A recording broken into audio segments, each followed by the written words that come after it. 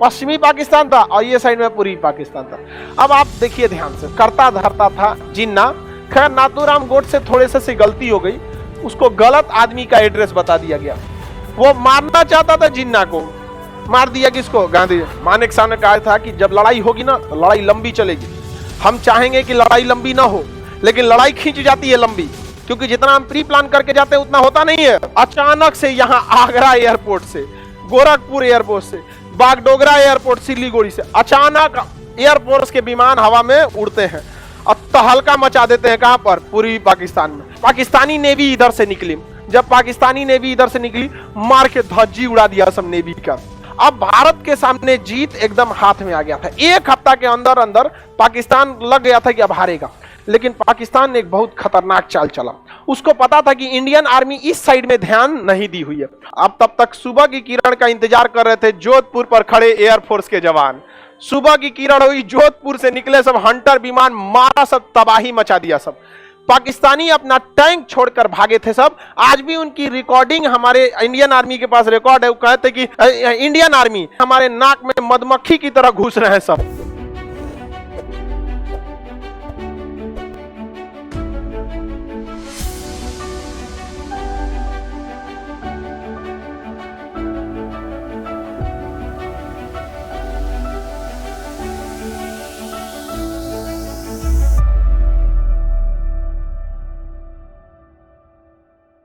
पहले ये बांग्लादेश नहीं था, पूर्वी पाकिस्तान था। क्या था? पूर्वी पाकिस्तान। पाकिस्तान इस साइड में पश्चिमी पाकिस्तान था और ये साइड में पूर्वी पाकिस्तान था। अब आप देखिए ध्यान से, समझिए। इस देश का मतलब करता धरता था जिन्ना। खैर नाथूराम गोडसे थोड़े से गलती हो गई, उसको गलत आदमी का एड्रेस बता दिया गया। वो मारना चाहता था जिन्ना को, मार दिया किसको? गांधी। गलती हो जाता है ना कभी कभी, आदमी गलती से ईंटा चला के दूसरे को मार देता है, फिर कहता है जहां लग गई लो। नहीं, ईंटा उठा चलाता है दूसरे को मार देता आदमी। नाथूराम गोडसे को जिन्ना को निपटाना चाहिए था और 5 साल पहले निपटाना चाहिए था, शिमला सम्मेलन से पहले 1944 में। समझ में आ गया कि नहीं? 44 के बाद तो कंट्रोल के बाहर हो गई। सरदार पटेल जिसने भारत को यूनाइट किया, उसने तक साइन कर दिया भारत के विभाजन पे। सोचिए सरदार पटेल ने भी कितना उब गए होंगे, क्योंकि 44 के बाद जिन्ना उघारे नाच रहा था। मतलब जहां तहां दंगा करा रहा था, जहां तहां दंगा करा था। मजबूरी बन गई थी भारत का विभाजन, मजबूरी हो गई थी यहाँ पर। 44 से पहले नाथूराम गोडसे निपटा दिया रहता ना, कामे बन गया रहता यहाँ पे। अब लेकिन देखिए जिन्ना को भी देखिए कैसे, जो देश का विभाजन किया, ऐसे कहीं देश मांगा जाता है? ये दिमाग देखिए उन गधों का, ऐसे कोई देश मांगता है कि ये वाला एरिया मेरा, ये वाला एरिया मेरा? वह देश कभी आगे नहीं जा सकता है जिसकी नींव संविधान नहीं बल्कि धर्म के आधार पर रखी गई हो। कभी आगे नहीं जाएगा, क्योंकि धर्म ऐसा चीज है जिसमें अपडेट नहीं हो सकता। अपडेट नहीं चाहिए। और दुनिया किस पे चलती है? अपडेट। धर्म में अपडेट कीजिएगा बवाल हो जाएगा। तनी अपडेट करके देखिए ना आप, तनी तुरंत मार हो जाएगा। पहले ही आप ही को फॉर्मेट मार देगा। आए हैं यहाँ पे प्ले स्टोर पे अपडेट करने के लिए, मारेगा फॉर्मेट मार चल जाएगा आप। इसलिए वो देश हमेशा पीछे चला जाता है, धर्म की बुनियाद पे रहेगा तो। इसलिए धार्मिक चीजों के लिए आपके लिए उम्र है 50 साल के बाद। आप सब लोग धार्मिक चीजों में जाइएगा। अभी आप करियर बनाइए, करियर बन जाए तो परिवार को देखिए, परिवार बन जाए तो आप देश के प्रति करिए कि हमको देश के लिए कुछ करना है। बूढ़े उड़े हो जाए 50-55 आराम से, रिटायरमेंट प्लान सबके लिए सेट। अब अपने भजन कीर्तन, नमाज, कुरान, गुरुद्वारा में लग जाइए, एकदम बढ़िया से लग जाइए। अभी नहीं, अभी आपका उम्र किस चीज का है? पढ़ने का, करियर बना। नहीं तो ये गधों की तरह हो जाएगा, 2 जगह ले लिया यहाँ। दिमाग से ज्यादा जिन्ना के पास घमंड था। अरे बाबू जिन्ना ठीक आदमी था ही नहीं, समझ में आ गया कि नहीं? जिन्ना के बाप की एक ही गलती थी, जिन्ना, उसका बाप बहुत अच्छा आदमी था, लेकिन उसके जीवन में एक ही गलती होगी, क्या? जिन्ना। और नाथूराम गोडसे की और गलती याद तुमको, उस समय कोई उसको मार्गदर्शन देने वाला नहीं था। 44 के टाइम पे निपटा देता ना, कोई दिक्कत नहीं होता, यकीन मानिए नहीं दिक्कत होता। जिन्ना ने मजबूर कर दिया। गांव गांव में जब दंगे होंगे तो आप क्या कहिएगा जी? जिन्ना ने स्पष्ट बोला था, प्रत्यक्ष कार्रवाई दिवस। खुलेआम कोई बोलता है कि हम दंगे कराएंगे? वो चोट्टा खुलेआम बोल दिया और भयानक से भयानक हो गए। खैर उसको अब सुधार नहीं सकते हो, उसको वो उसकी रूह भी उसको ना गाली दे रही होगी कि इसके शरीर में घुसे थे हम। आगे देखते हैं यहाँ पर। तो ये पूर्वी पाकिस्तान, ये पश्चिमी पाकिस्तान, ये इतने कमीने हैं कि इनको कहते हैं कि रे बंगाली। यहाँ पे बंगाली भाषा बोली जाती है क्योंकि भाई पूर्वी पाकिस्तान आज न था, हमारा बंगाल था, क्योंकि ये जब था तो दोनों एक में थे सब बंगाल। तो अंग्रेजों ने देखा कि भैया यहाँ का मुसलमान भी पढ़ा लिखा है, यहाँ का हिंदू भी पढ़ा लिखा है। अंग्रेजों को लग गया कि हमारे लिए सबसे बड़ा सरदर्द यही होंगे, तो 1905 में इसने इसका विभाजन कर दिया। इधर रखा पश्चिम बंगाल वेस्ट बंगाल, इधर रखा पूर्वी बंगाल ईस्ट बंगाल, समझ में गया। और वही ईस्ट बंगाल आगे जाके क्या बन गया, पूर्वी पाकिस्तान, और वही आगे जाके बांग्लादेश। और ये बेचारा पश्चिम बंगाल पश्चिम में रह गया, जबकि भारत के नक्शा के हिसाब से ये पूरब में है, दिख रहा है भारत के नक्शा के हिसाब से पूरब में। लेकिन वो भारत के हिसाब से थोड़ी विभाजन हुआ था, वो तो बंगाल का विभाजन हुआ था, इधर वाला पूर्वी बंगाल इधर वाला पश्चिम बंगाल। अब अंग्रेजों को अब ध्यान से आगे समझते हैं। तो जब देश आजाद हो गया तो अंग्रेज पाकिस्तानी जो थे सब इन लोगों के साथ गलत व्यवहार करते थे, इन्हें काला कलूठा कहते थे। अब जैसे बंगाल के लोग नॉर्मल होते हैं, जैसे हम लोग का जो कलर होता है, बंगाल में कमोवेश लड़का मतलब एवरेज आदमी का यही कलर, कर्क रेखा के पास से गुजरेंगे तो ना गोरे होंगे ना काले ही होंगे, मीडियम रह जाएंगे वहां पर। अब ये उसको काला कलूठा बोलते थे सब, नाटुर बोलता था सब। यहाँ पंजाब का एरिया है, पंजाबी लंबे लंबे होते हैं, आपको पता है कि ज्यादातर पंजाब पाकिस्तान में ही चला गया। हमारे यहाँ जो पंजाब बना है देखते हैं पंजाबी कितने हिष्ट पुरुष्ट होते हैं, इनको नाटा बकलोल बंगाली गाली देता था सब यहाँ पर।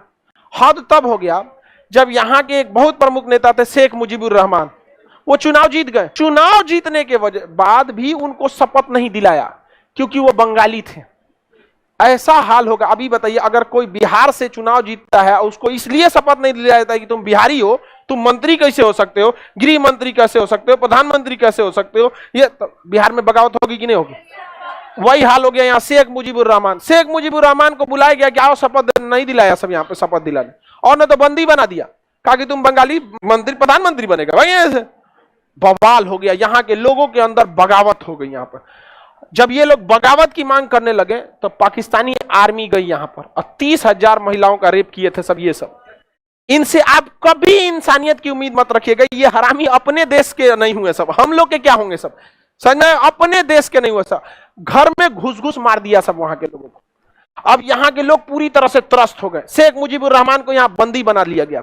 अब यहाँ आई इंदिरा गांधी, कहीं की चोट्टा कहीं का, तुम ढेर नौटंकी करता है।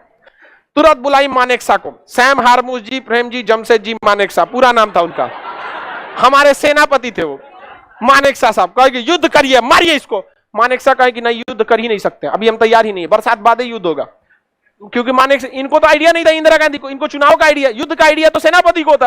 वो कहे कि बरसात का समय है, जून का महीना, आप कैसे कर दीजिए युद्ध, कोसी नदी बाढ़ लाएगी, महानंदा बाढ़ लाएगी, यहाँ पे ब्रह्मपुत्रा में बाढ़ आया रहेगा, पूरा बांग्लादेश दौड़ जाएगा, हम जाके मरेंगे वहां पे, नहीं लड़ेंगे। कैसा सेनापति है, कैसा सेनापति कौन सी, बहादुरी और बेवकूफी में अंतर होता है। इंदिरा गांधी कहेगी बताइए लड़ना कब है आपको। मानेकशॉ ने कहा था कि जब लड़ाई होगी ना तो लड़ाई लंबी चलेगी, हम चाहेंगे कि लड़ाई लंबी ना हो, लेकिन लड़ाई खींच जाती है लंबी, क्योंकि जितना हम प्री प्लान करके जाते हैं उतना होता नहीं है, हो सकता है लंबे हो जाए। तो इस बीच जब तक बरसात नहीं खत्म हो जाता है आप अंतर्राष्ट्रीय दौरा कीजिए और अपने गुटों को मजबूत कीजिए कि युद्ध के समय जब अंतर्राष्ट्रीय दबाव आए तो आप कैसे झेलिएगा वहां पर। इंदिरा गांधी ने कहा कि अच्छा ही बात है। तो मानेकशॉ ने याद दिलाया, याद कीजिए आप लोग को, जब रूस फंस गया था श्रीलंका में, उसका दिमाग काम नहीं कर रहा था, तो भारत ने वहां से अमेरिका को खदेड़ने में मदद किया था लिट्टे के थ्रू। यहां पर आप रूस से संबंध को ठीक कीजिए और इधर हम अपनी सेना को ट्रेनिंग देते हैं और इस समय सेना ट्रेनिंग भी ले लेगी यहां पर, और साथ में उधर बरसात भी खत्म हो जाएगा। इस बीच यहां शेख मुजीबुर रहमान और बंगाली लोग पूरे भड़क चुके थे और उन लोगों ने अपनी एक सेना बना लिया, मुक्ति वाहिनी। और उस मुक्ति वाहिनी को हथियार कौन दे दिया, भारत। ट्रेनिंग कौन दे दिया, भारत। अब मुक्ति वाहिनी तैयार। बरसात का समय बीत गया, ठंडी का दिन आ गया, दिसंबर का महीना था। अचानक से यहां आगरा एयरपोर्ट से, गोरखपुर एयरपोर्ट से, बागडोगरा एयरपोर्ट सिलीगुड़ी से अचानक एयरफोर्स के विमान हवा में उड़ते हैं और तहलका मचा देते हैं। कहां पर, पूर्वी पाकिस्तान में। एयरफोर्स पूरा तबाही मचा दी पूर्वी पाकिस्तान में। और नीचे पड़ी थी मुक्ति वाहिनी, जिसकी सेना का नेतृत्व कौन कर रहा था, इंडियन आर्मी। गोली चलाने वाला मुक्ति वाहिनी बंगाली था, लेकिन उसका कमांडर भारतीय था। इंडियन आर्मी के कमांडर सब कमांड किया था उसको मार, क्योंकि गोली चलाने वाले को आइडिया नहीं ना रहता है कि कैसे मारना है, सेना को कैसे बिछाना है। एक आम आदमी को कह दो पटना शहर को घेरो तो पता नहीं चला, भीगने पहाड़ी पे पहुंच जाएगा। उसका पूरा स्ट्रेटजी होती है ना। तो सेना का कमांड कौन कर रहा था, इंडियन आर्मी। और लड़ कौन रहा था? मुक्ति वाहिनी। इधर से नेवी लगा दिया गया, नीचे से किसे लगा दिया गया? नेवी। और नेवी इधर से जो तबाही मचाई जिसका कोई हद नहीं, और यहां लगाया गया था आईएनएस विक्रांत।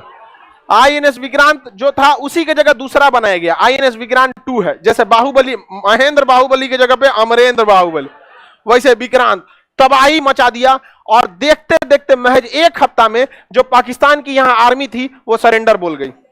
आर्मी थोड़ी छोटा बलात्कारी था, सब उसे मारा सब इंडियन आर्मी वाला घुस घुस के। अब मुक्ति वाहिनी वाला वो जान लिया सब ना, क्योंकि उनको देश के लिए भी लड़ाई लेना था, अपनी बहन बेटियों की इज्जत का भी बदला लेता। गोल घुस घुस के मारा सब, वहां मरने के बाद भी मारा था सब। मुक्ति वाहिनी वाला मार चट्टा कह क्या पाकिस्तानी तुम लोग, बहुत बुरी तरह यहां पाकिस्तानी मरने लगे सब। अब यहां से पाकिस्तानी सेना रीइंफोर्समेंट के लिए हवाई जहाज से उड़ान भरी, मार के जयपुर के ऊपर गिरा दिया सब। चट्टा कहीं का कि तो पगला होगला है, ऊपर से जाएगा तुम, यहां से ऊपर से मार के गिरा दिया। एयरफोर्स जा नहीं सकी, पैदल आर्मी की हिम्मतें नहीं हो रही थी कि जाए यहां पे, हेल के जाएगा पैदल, यहां से बिहार बीचों में पड़ता है। लौटेबे नहीं करते लोग, कसम से बता रहे हैं। अगर तुम एक बार कोई बिहार से जाए, हम पकड़ेंगे जिसको, हम तो नहीं लौटाएंगे। चाहे तुम यूएनओ में केस करो, जनेवा में केस करो, नहीं लौटाएंगे। स्टाफ रखेंगे यहाँ, लाइन लगाएगा, नहीं समझ में, आई कार्ड चेक करने में लगाएंगे यहाँ पे सब, यहाँ पे ना लौटाएगा आदमी। यहाँ पे छोटा फ्री में मिल रहा है, बंधुआ मजदूर काहे छोड़ेगा आदमी? पुरानी यादें ताजा होंगी, हमारे पूर्वज बंधुआ मजदूर रखते थे, हम गए नहीं यहाँ पर। उसके बाद उसने सोचा नेवी से लौटा जाए, तो पाकिस्तानी नेवी इधर से निकली।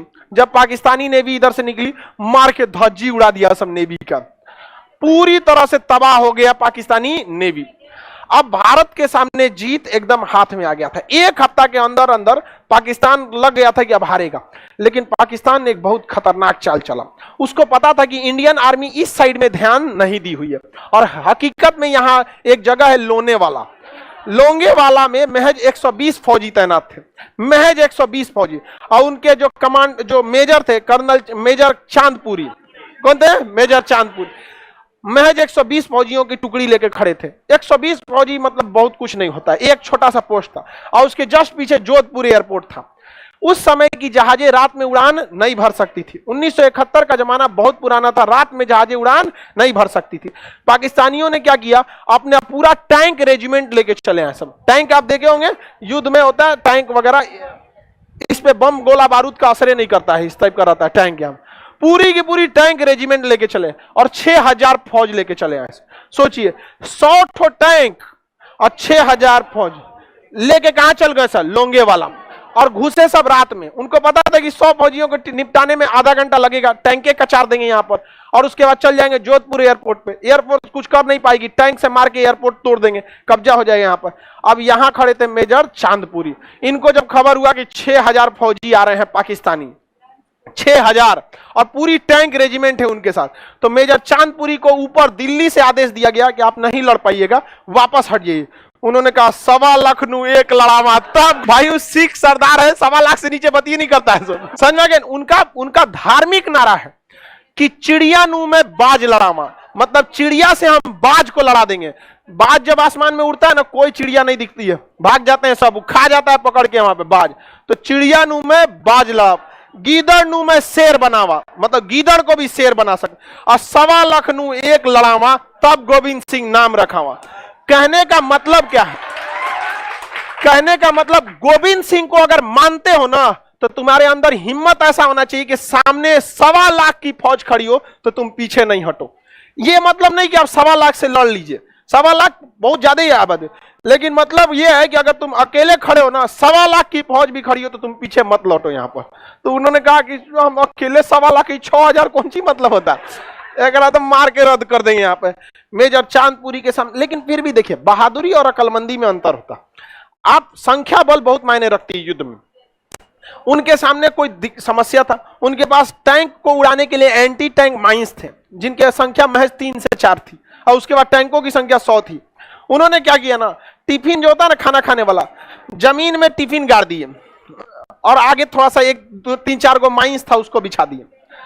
आया टैंक और माइंस पे चढ़ा, उधिया गया। क्या हो गया? उधिया गया, टैंक उड़ गया। पाकिस्तानी डर गया, रे बाप रे, इंडिया वाला सब जो है सब माइंस बिछा के रखा है सर, तुम उधर से चलो। उधर से गया तो वो उधिया गया। अगवा 3-4 गो ओरिजिनल रखे थे। अब पाकिस्तानी को डर हो गया, जैसे 3-4 गो टैंक उधिया, डरा गया सब। ये सब पाकिस्तानी सब यहाँ पे अब उन सबको लगा कि बहुत टैंक बिछा है, तो इसे पैरों से दाब के देखा, सका अरे बाप रे यहाँ है। अब उसके लिए वो सब बैक रीइंफोर्समेंट मंगाया सब इंजीनियरों की, और वो इंजीनियर सब टैंक को माइंस को डिफ्यूज करने लगा। इतना डरपोक था सब कि रात भर उन सब को डिफ्यूज करने में लग गया। सुबह जब रोशनी हुआ तो पता चला खाना खाने वाला टिप। अब रोशनी होने के साथ भारत को एक फायदा तो भारत को एक लॉस भी था। हमारे महज 120 फौजी दिखने लगे सब कि ये तो इतनी सा है सब। ये हमारे लिए बहुत बड़ा सरदर्द था। अब पाकिस्तानियों का मनोबल बढ़ गया कि ये तो मुट्ठी भर ऐसा। अब 6000 फौज में 120 दिखेगा कहीं? अरे इतनी सा तो 120 हो ही जाएगा सब यहाँ पर। 6000 यहाँ पे। अब पाकिस्तानी से टैंक लेके हमला करने लगे सब यहाँ पर। अब हमारे बहुत सारे सैनिक क्या हो गए, शहीद हो गए। अब तब तक सुबह की किरण का इंतजार कर रहे थे जोधपुर पर खड़े एयरफोर्स के जवान। सुबह की किरण हुई, जोधपुर से निकले सब हंटर विमान, मारा सब, तबाही मचा दिया सब। पाकिस्तानी अपना टैंक छोड़कर भागे थे सब। आज भी उनकी रिकॉर्डिंग हमारे इंडियन आर्मी के पास रिकॉर्ड है। वो कहते कि पाकिस्तानी हमारे नाक में मधुमक्खी की तरह घुस रहे हैं सब। इंडियन आर्मी हमें मधुमक्खियों की तरह घेर लिए, हमें भागना पड़ेगा। टैंक छोड़कर भाग गए सब यहाँ से पूरा का पूरा। आज भी हमारे आर्मी के म्यूजियम में वो टैंक सही सलामत रखे हैं सब। और वो टैंक अमेरिका ने दिया था कि ये बहुत मजबूत टैंक है।